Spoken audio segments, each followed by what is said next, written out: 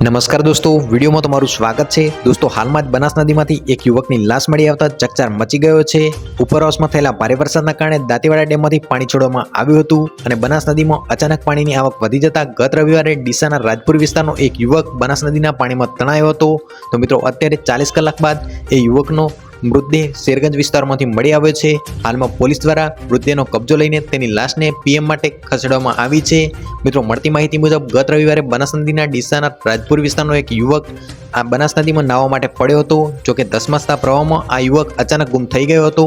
ત્યારબાદ સ્થાનિક તરવૈયાઓ અને નગરપાલિકાના તૈયાર તરવૈયાઓની ટીમે આ યુવકની શોધખોળ હાથ ધરી હતી, પરંતુ કોઈ પત્તો લાગ્યો ન હતો અને બનાસ નદીના પ્રવાહમાં વહીવટીતંત્ર દ્વારા 2 દિવસ સુધી શોધખોળ કરવામાં આવી હતી, પરંતુ તે યુવકની કોઈ દેખભાળ મળી ન હતી। આ દરમિયાન સવારે શેરગંજ વિસ્તારમાં નદીનો અંદર એક યુવકનો મૃતદેહ તરતો જોવા મળ્યો હતો અને ત્યારબાદ તંત્રને જાણ કરવામાં આવી હતી। પોલીસને સ્થળ ઉપર જઈને મૃતદેહને નદીમાંથી બહાર કાઢ્યો હતો, જ્યારે આ યુવકની ઓળખાણ પડી હતી અને મિત્રો લાશની પુષ્ટિ કરી અને પરિવારજનોને મૃતદેહ સોંપવામાં આવ્યો હતો। ત્યારબાદ ડીસા સિવિલ હોસ્પિટલમાં પીએમ અર્થે લાશને ખસેડવામાં આવી છે।